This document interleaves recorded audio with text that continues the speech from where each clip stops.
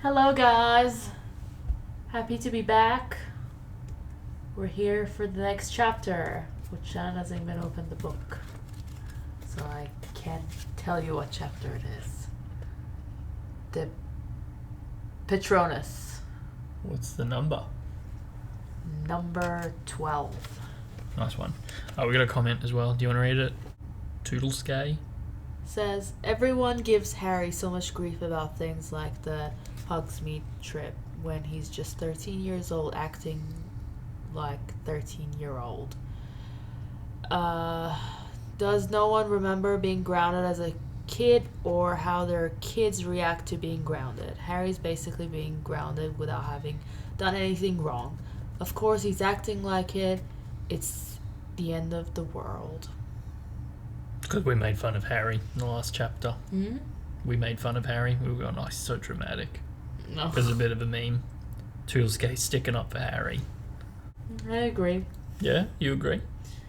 I agree too, but also he's the most dramatic young man on the planet, so I'm Is allowed he? to make fun of him. Harry? Of course he is.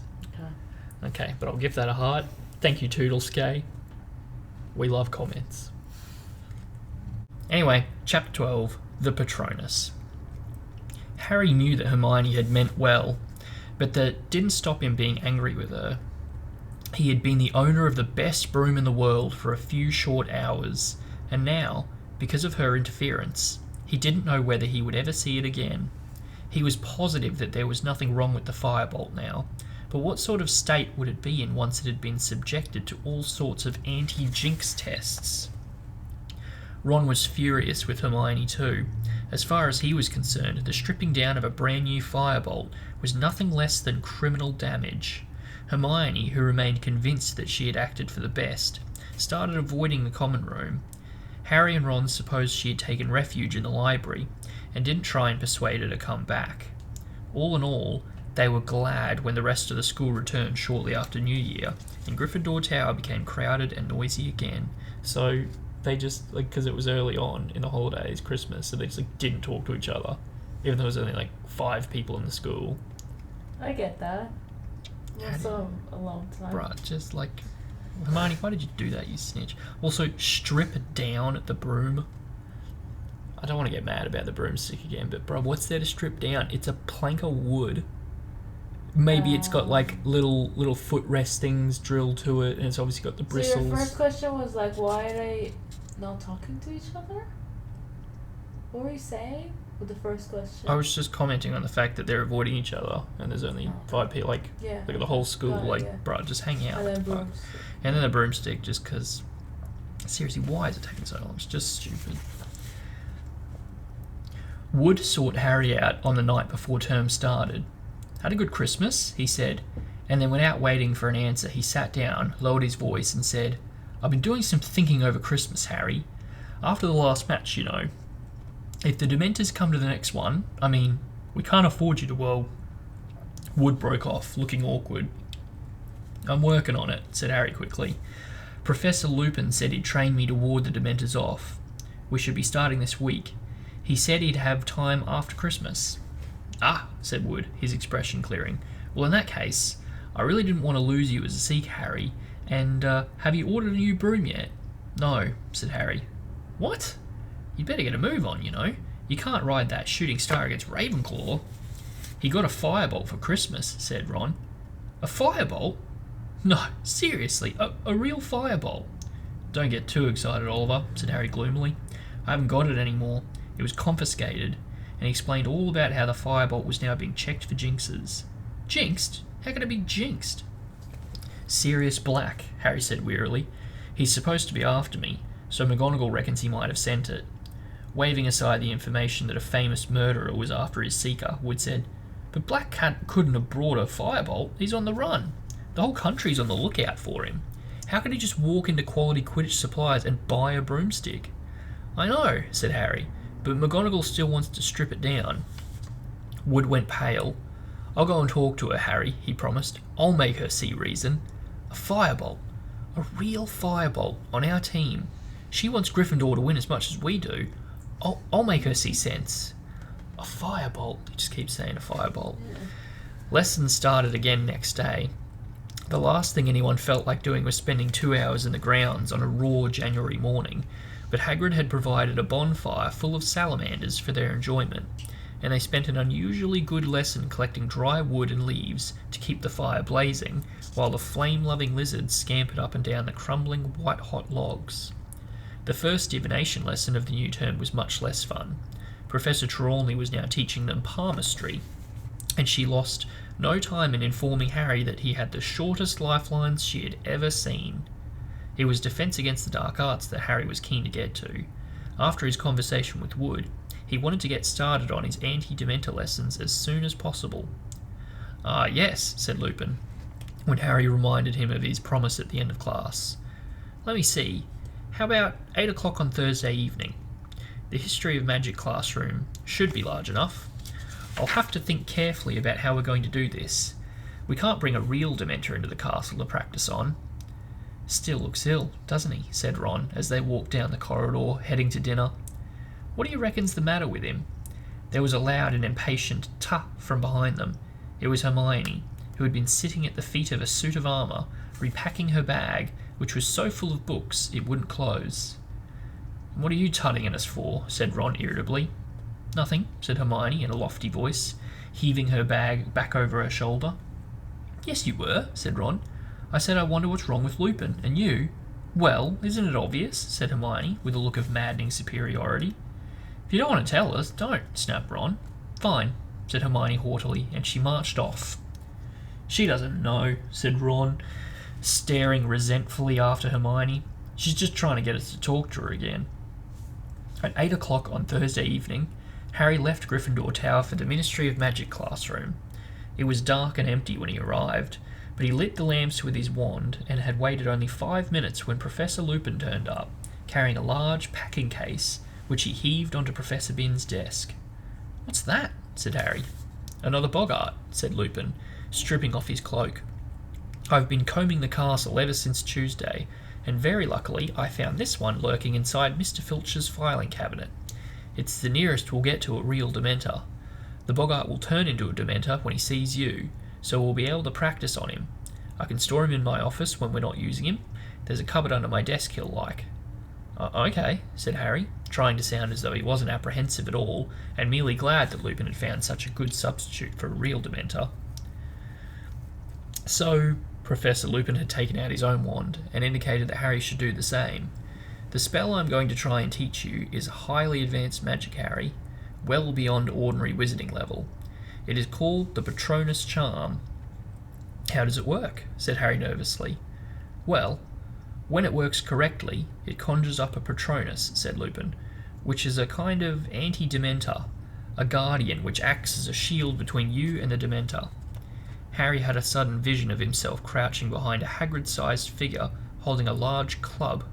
Professor Lupin continued, "The Patronus is a kind of positive force, a projection of the very things that the Dementor feeds upon: hope, happiness, the desire to survive.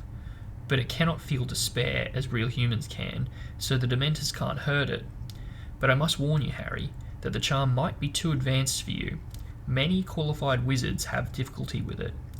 "What does a Patronus look like?" said Harry curiously. "Each one is unique to the wizard who conjures it. And how do you conjure it?" "With an incantation, which will work only if you are concentrating with all your might on a single, very happy memory." Harry cast about for a happy memory. Certainly, nothing that had happened to him at the Dursleys was going to do. Finally, he settled on the moment when he had first ridden a broomstick. "Right," he said, trying to recall as exactly as possible the wonderful soaring sensation in his stomach. "The incantation is this." Lupin cleared his throat. "Expecto Patronum." "Expecto Patronum," Harry repeated under his breath. "Expecto Patronum. Concentrating hard on your happy memory." "Oh, yep," said Harry, quickly forcing his thoughts back to that first broom ride. "Expecto Patronum. No, but Patronum. Sorry, Expecto Patronum. Expecto Patronum." Something whooshed suddenly out of the end of his wand. It looked like a wisp of silvery gas. "Did you see that?" said Harry excitedly. "Something happened." "Very good," said Lupin, smiling. "Right then, ready to try it on a Dementor?" "Yeah, Harry said, gripping his wand very tightly and moving into the middle of the deserted classroom.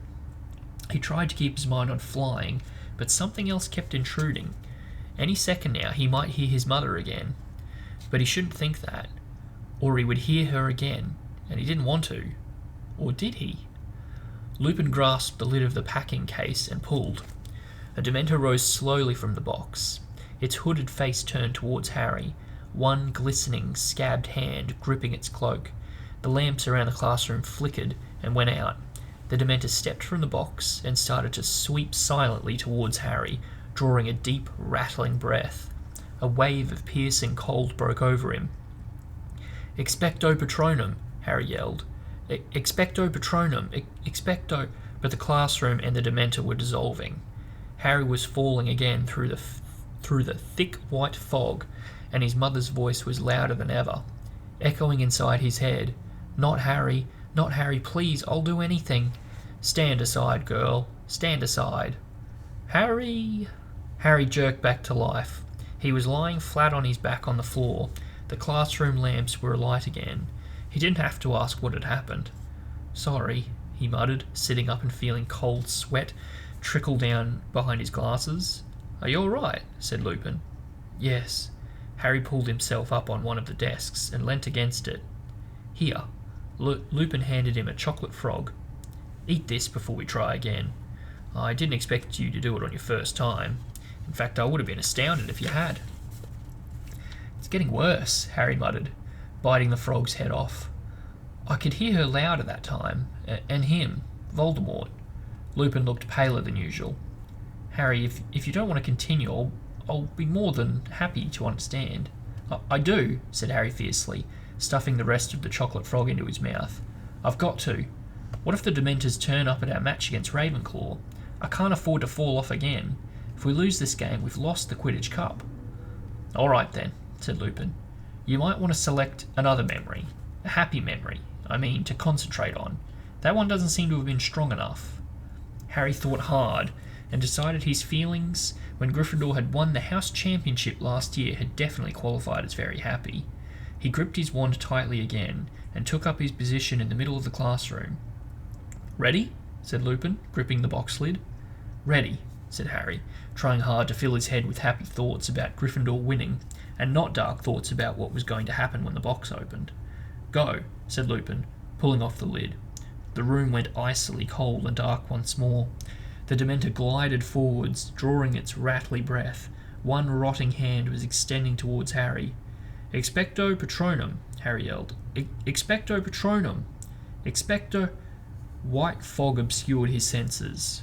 Big, blurred shapes were moving around him. Then came a new voice, a man's voice, shouting, panicking. "Lily, take Harry and go. It's him. Go, run. I'll hold him off." The sounds of someone stumbling from a room, a door bursting open, a cackle of high-pitched laughter. "Harry! Harry, wake up!" Lupin was tapping Harry hard on the face. This time it was a minute before Harry understood why he was lying on a dirty, dusty classroom floor. "I heard my dad," Harry mumbled. "It's the first time I've ever heard him. He tried to take on Voldemort himself, to give my mum time to run for it." Harry suddenly realised that there were tears on his face, mingling with the sweat. He bent his face low as possible, wiping them off on his robes, pretending to do up his shoelace so that Lupin wouldn't see. "You heard James," said Lupin in a strange voice. "Yeah." Face dry, Harry looked up. "Why, you didn't know my dad, did you?" "I did, as a matter of fact," said Lupin. "We were friends at Hogwarts." "Listen, Harry, perhaps we should leave it there for tonight. This charm is ridiculously advanced. I shouldn't have suggested putting you through this." "No," said Harry. He got up again. "I'll have one more go. I'm not thinking of happy enough things. That's what it is. Hang on." He racked his brains. A really, really happy memory. One that he could turn into a good, strong Patronus. The moment when he'd first found out that he was a wizard and would be leaving the Dursleys for Hogwarts.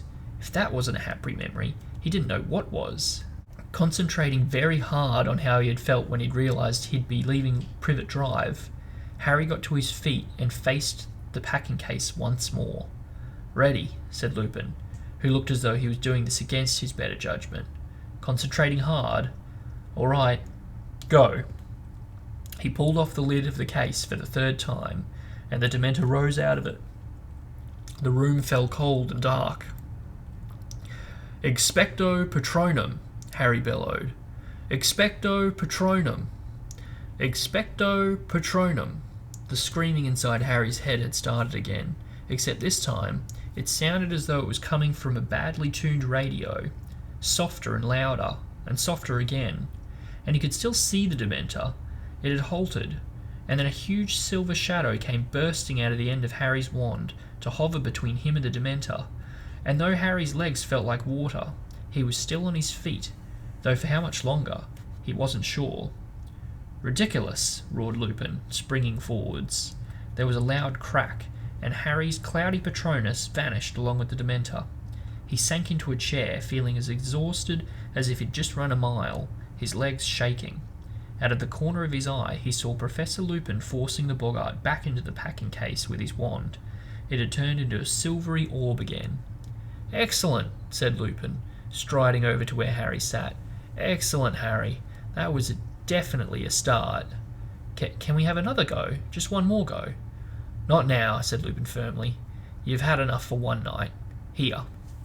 He handed Harry a large bar of Honeyduke's best chocolate. "Eat the lot, or Madame Pomfrey will be after my blood. Same time next week." "Oh, okay," said Harry. He took a bite of the chocolate and watched Lupin extinguishing the lamps that had rekindled with the disappearance of the Dementor. A thought had just occurred to him.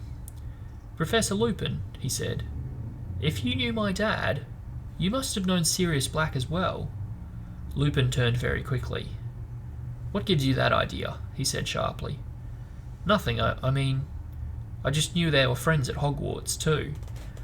Lupin's face relaxed. "Yes, I knew him," he said shortly. "Or I thought I did. You'd better get off, Harry. It's getting late." Harry left the classroom, walked along the corridor and around a corner, then took a detour behind a suit of armour and sank down on its plinth to finish his chocolate, wishing he hadn't mentioned Black, as Lupin was obviously not keen on the subject. Then Harry's thoughts wandered back to his mother and father. He felt drained and strangely empty, even though he was so full of chocolate. Terrible though it was to hear his parents' last moments replayed inside his head, these were the only times Harry had heard their voices since he was a very small child, but he'd never be able to produce a proper Patronus if he half wanted to hear his parents again. "They're dead," he told himself sternly. "They're dead, and listening to echoes of them won't bring them back. You'd better get a grip on yourself if you want that Quidditch cup." He stood up, crammed the last bit of chocolate into his mouth, and headed back to Gryffindor Tower. Ravenclaw played Slytherin a week after the start of term. Slytherin won, though narrowly. According to Wood, this was good news for Gryffindor, who would take second place if they beat Ravenclaw too. He therefore increased the number of team practices to 5 a week. This meant that with Lupin's anti-Dementor classes, which in themselves were more draining than 6 Quidditch practices, Harry had just one night a week to do all of his homework. Even so, he wasn't showing the strain nearly as much as Hermione, whose immense workload finally seemed to be getting to her. Every night, without fail, Hermione was to be seen in a corner of the common room, several tables spread with books, arithmancy charts, rune dictionaries, diagrams of muggles lifting heavy objects, and file upon file of extensive notes. She barely spoke to anybody, and snapped when she was interrupted. "How's she doing it?" Ron muttered to Harry one evening, as Harry sat finishing a nasty essay on the undetectable poisons for Snape. Harry looked up. Hermione was barely visible behind a tottering pile of books. "Doing what?" "Getting to all her classes," Ron said. "I heard her talking to Professor Vector, that arithmancy witch, this morning. They were going on about yesterday's lesson, but Hermione can't have been there because she was with us in Care of Magical Creatures. And Ernie Macmillan told me she's never missed a Muggle Studies class, but half of them are at the same time as Divination, and she's never missed one of them either." Harry didn't have time to fathom the mystery of Hermione's impossible timetable at the moment. He really needed to get on with Snape's essay. 2 seconds later, however, he was interrupted again, this time by Wood. "Bad news, Harry.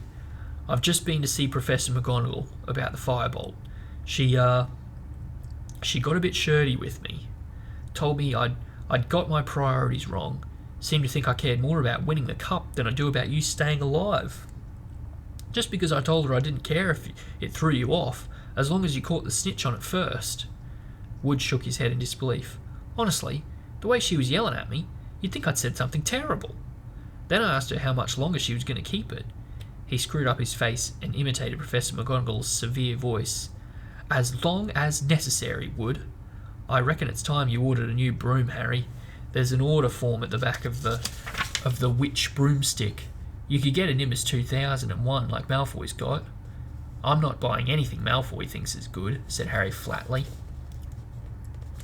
January faded imperceptibly into February, with no change in the bitterly cold weather.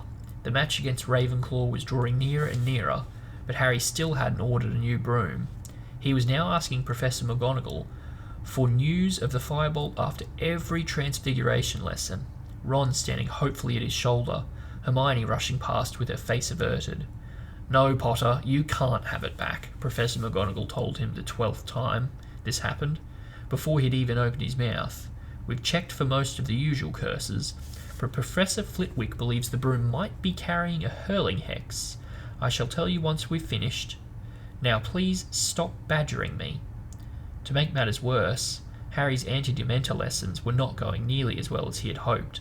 Several sessions on, he was able to produce an indistinct silvery shadow every time the Boggart Dementor approached him, but his Patronus was too feeble to drive the Dementor away. All it did was hover, like a semi-transparent cloud, draining Harry of energy as he fought to keep it there. Harry felt angry with himself, guilty about his secret desire to hear his parents' voices again. You're expecting too much of yourself, said Professor Lupin sternly in their 4th week of practice. For a 13-year-old wizard, even an indistinct Patronus is a huge achievement. You aren't passing out anymore, are you? I thought a Patronus would charge the Dementors down or something, said Harry dispiritedly. Make them disappear. The true Patronus does do that, said Lupin, but you've achieved a great deal in a very short space of time. If the Dementors put in an appearance at your next Quidditch match, you'll be able to keep them at bay long enough to get back to the ground. You said it's harder if there are loads of them, said Harry. I have complete confidence in you, said Lupin, smiling. Here, you've earned a drink. Something from the 3 broomsticks. You won't have tried it before. He pulled 2 bottles out of his briefcase. Butterbeer, said Harry, without thinking. Yeah, I like that stuff. Lupin raised an eyebrow. Oh, Ron and Hermione brought me some back from Hogsmeade, Harry lied quickly. I see, said Lupin, though he still looked slightly suspicious. Well, let's drink to a Gryffindor victory against Ravenclaw. Not that I'm supposed to take sides, as a teacher, he added hastily. They drank the butterbeer in silence, until Harry voiced something he'd been wondering for a while. What's under a Dementor's hood? Professor Lupin lowered his bottle thoughtfully. Well, the only people who really know are in no condition to tell us.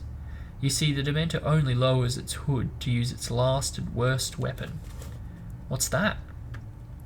They call it the Dementor's kiss, said Lupin, with a slightly twisted smile. It's what Dementors do to those they wish to destroy utterly. I suppose there must be some kind of mouth under there, because they clamp their jaws upon the mouth of the victim and suck out his soul. Harry accidentally spat out a bit of his butterbeer. What, they kill? Oh no, said Lupin. Much worse than that. You can exist without your soul, you know, as long as your brain and heart are still working, but you'll have no sense of self anymore. No memory, no anything. There's no chance at all of recovery. You'll just exist as an empty shell, and your soul is gone forever. Lost.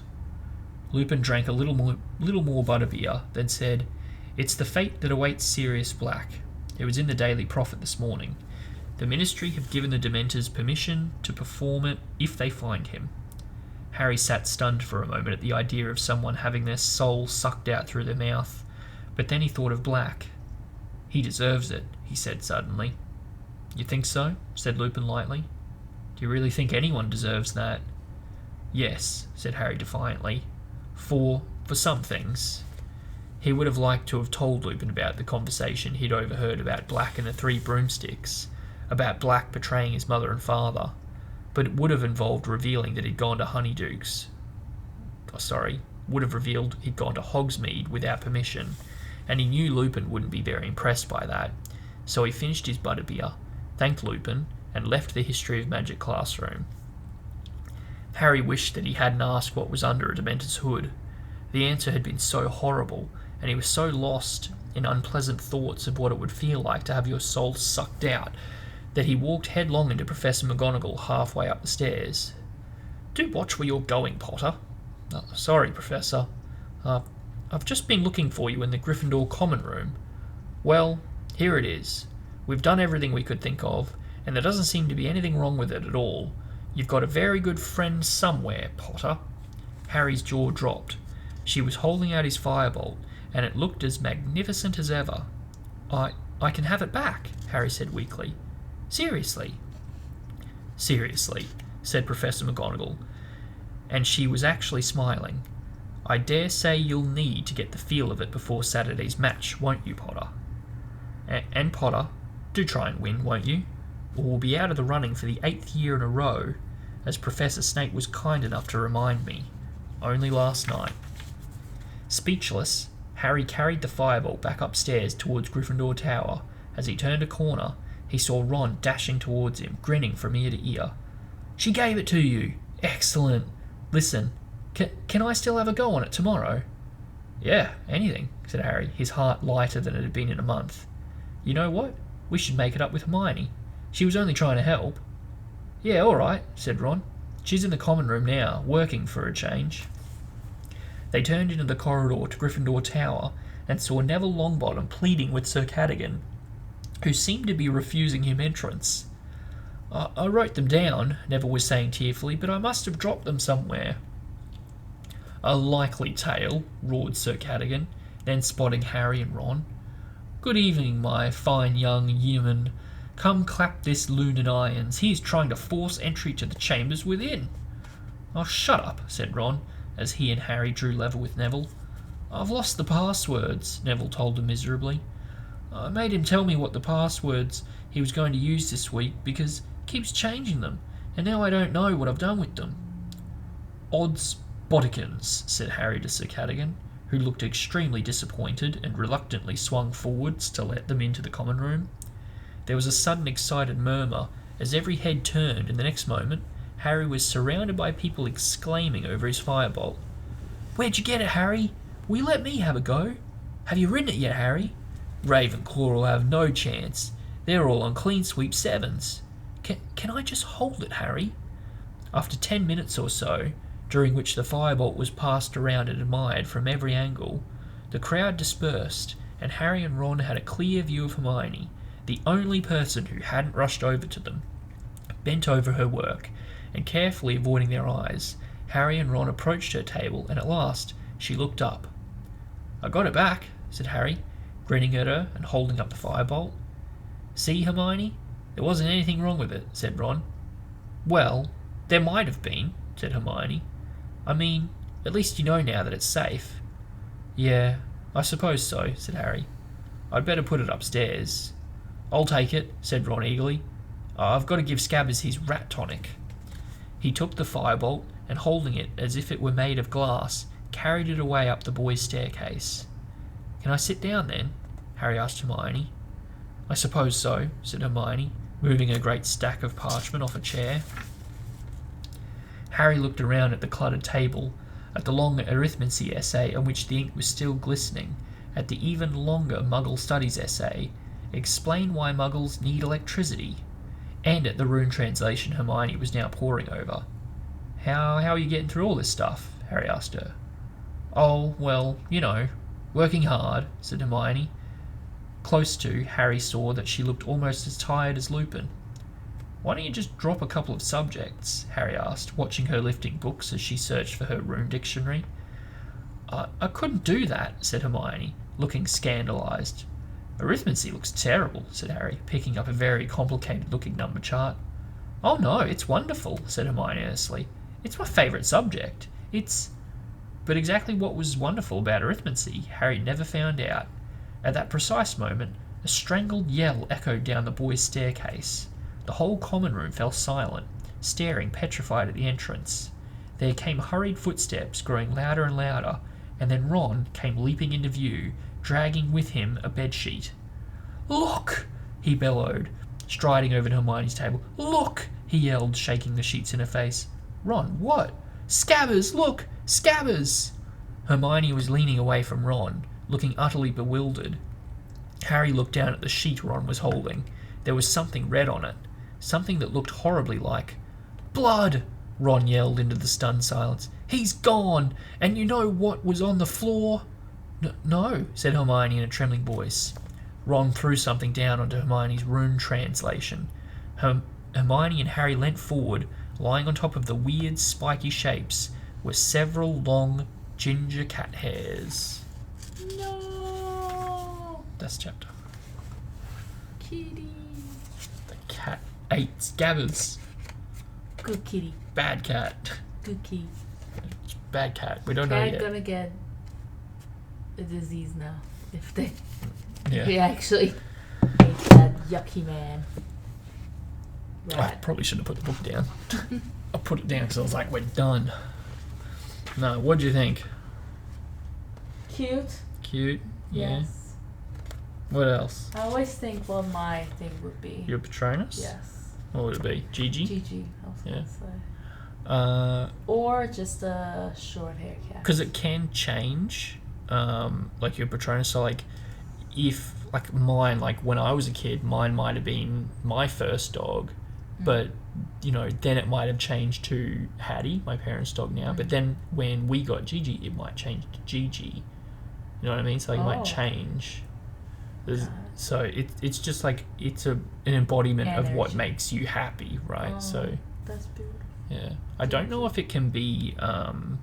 like a person. Yeah, I don't think so. It's always an animal in the movies. the closest example to it being Oh, human is when Harry Tonks hers becomes a werewolf, which is What about technically Harry seeing his parents? Harry's was a stag, like his Oh, dad's. Yeah. Yeah. But they're always animals. But like a werewolf is technically a human, it's- I guess. But it's still like it's an animal. Yeah. It's a beast. So that's the closest example I've ever heard of.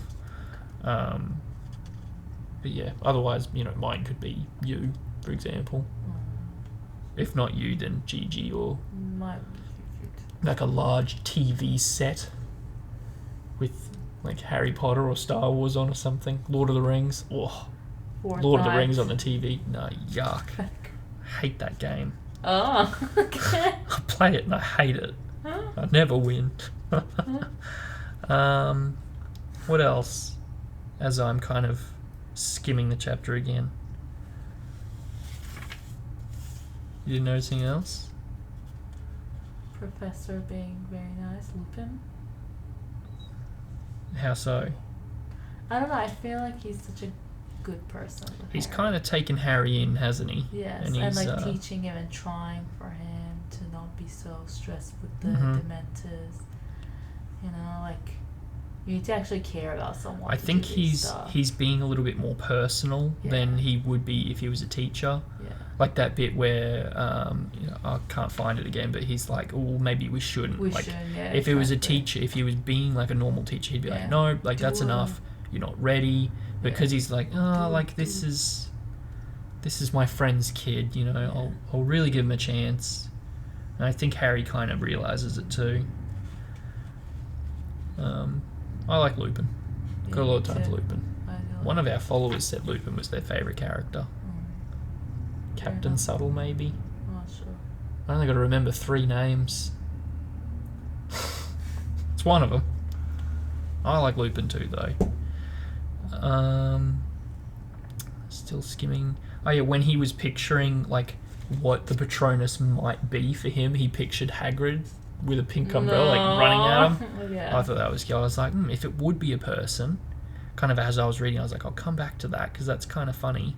Because he would be a good like guardian / protector. Just summon Hagrid and he'll charge them and poke them to death with an umbrella. Yes. They used the history of magic classroom for the lessons, which it's the really big classroom where Professor Binns, the ghost, hangs out. Yeah. Where does Professor Binns go when he's not in the classroom? Does he The still? common rooms. But no, does he still have a room of his own? And he goes and Maybe. sleeps there? Yeah. Because he obviously would have had a room when he was a teacher, but would they let an entire room be occupied by just a ghost? Do they clean it? He doesn't have to change clothes. He doesn't have to eat. He doesn't necessarily need storage requirements because he kind of still thinks he's alive. Does he do all those things? I'd like to know about Professor Binns. Hermione saying it's obvious why Lupin is ill. So she obviously knows something's up already.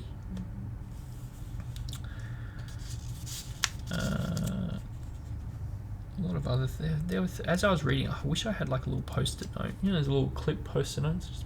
Just slap it down. Yeah. Just because I go, I'll come back to that, and then I forget what I was going to come back to. Yes, Boggarts, actually. I was going to do Boggarts. So the Boggart has the ability to kind of copy what makes you the most frightened, right?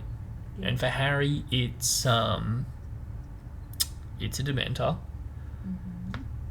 But what gives the Boggart the ability to actually copy the powers of the Dementor? So, it's a Boggart, and it mimics by appearance, but it's also mimicking the Dementor's ability to bring out sadness and make Harry think of his parents and blah, blah, blah. How is it doing that? And if it's doing that, does that mean it's able to do that and mimic the powers of something if it's not a Boggart? So, for example, Ron's is the spider, right? So does that spider, is it capable of making webs, and is it capable of doing anything a spider does? Is Lupin's, which we don't know what it is yet, but it's the moon. Does that have the density of the moon?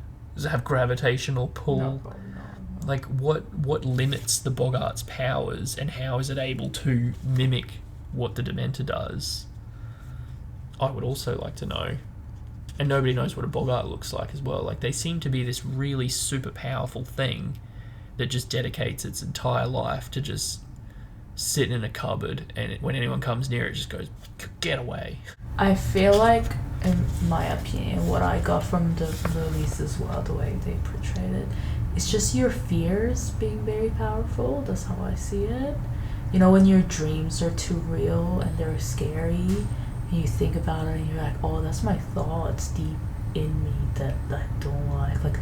You see a zombie apocalypse because you've been thinking about it. I feel like it's that much power. The amount of power you give it will give you back. That's true. I think that's certainly true for Harry, but how... So it is still the Dementor that draws out the fears, though, right? Yeah. If the you... Dementors, but the Boggart. I'm talking about the Boggart. Yeah, but how does the Boggart do it? It's just your powers, your negative energy. So Harry's negative energy is knocking him out cold. Yeah, that's what I think. So it's either the Boggart is... I personally believe in positive. That just means that Harry is just... so dramatic that thinking about his parents knocks him out. It's not dramatic. He's a child. I'm kind of on the same side of our comments. He's a child. You imagine not being raised with your parents ever. But if that's the case, then wouldn't thinking of his parents at any stage knock him out? It's the Boggart that's bringing out. Yeah, it will make him more scared because it's a vision. All right, fair enough. When you see your dream that is too intense. In any case, whoa, when you wake up. When I think about the book, I think it must be able to mimic the powers to some extent too, which just means it's this super powerful magical being that's just really introverted, doesn't want to talk to anyone, doesn't want to deal with it, and then it's just whenever someone comes near it, it's like, man, go away. I'm going to be what you fear most, so you leave me alone. I just want to sit in this cupboard. They're a bit like a cat. They want to be in a small, tight space. They want to be left alone. Yeah. And there's Gigi now, underneath the bed, scratching.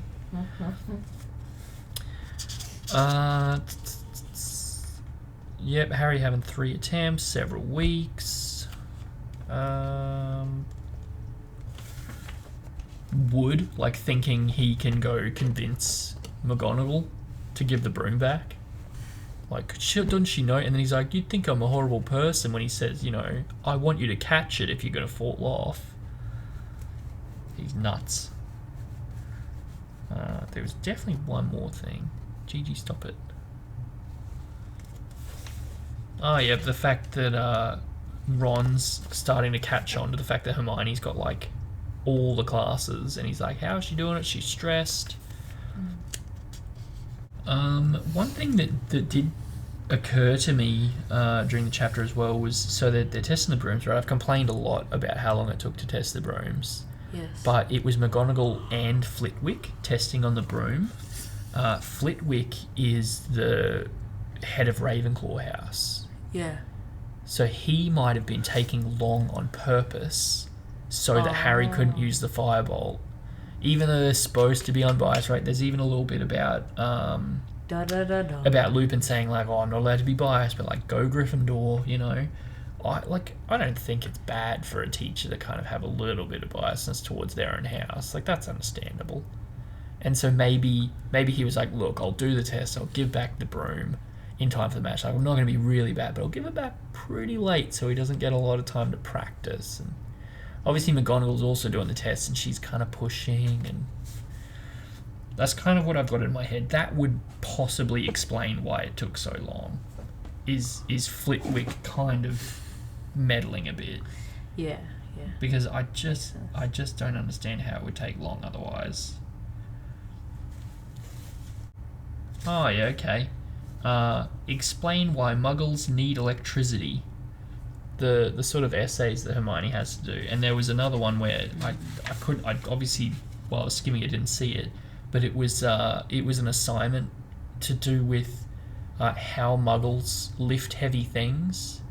You know those images where it's like, use your knees, not your back. Yeah. Hermione's like, witches and wizards do assignments on why Muggles need electricity and That's so why cute. proper manual handling is You know, important. we study on animals, they study on us. Yeah. I would love to be a wizard and do Muggle studies and just absolutely ace it, right? Just go into exams like, why do Muggles do this? And I'll say exactly the right answer, but then some, you know, like 80-year-old wizard who thinks he knows all that's like, oh, no. They actually do it because this. Like, bro, I am from the Muggle world. Like, shut up. Because that's exactly what uni is like, isn't it? Yeah. You go in and there's some old fart that thinks he knows everything. He goes, oh, actually, you're wrong. It's like, bruh. Not put you in the ground. Do you think Hermione was so intelligent because she was in both worlds then? I think she was. I think she was somebody that more really knew how broad to study. I think she had parents, perspective. educated parents. They're both dentists, so they have to be somewhat educated. Yeah. They valued education, and they instilled that in Hermione at a young age before they knew she was a wizard, before she showed signs of it. And so she is practiced in study and homework and doing well.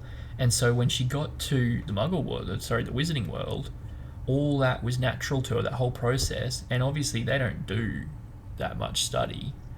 So it's so easy for her because she's just like, oh wow, like Muggle school is way harder than this. Like, and it's only now, while she's doing literally every class she can do, that it's somewhat more difficult. Any final remarks? No? Okay. Thank you, everyone, for listening. No? Yeah, you done? Yeah. Why did you win like... I was just looking at you. Thank you, everyone, for listening to our video. Whatever it is now. What is it called? Harry Potter. No, video or a podcast? I don't know what to call it. Book discussion. Thank you, everyone, for listening to our book discussion. Chapter 12. It was chapter 12, yeah. We'll be back soon. Bye. So, yeah.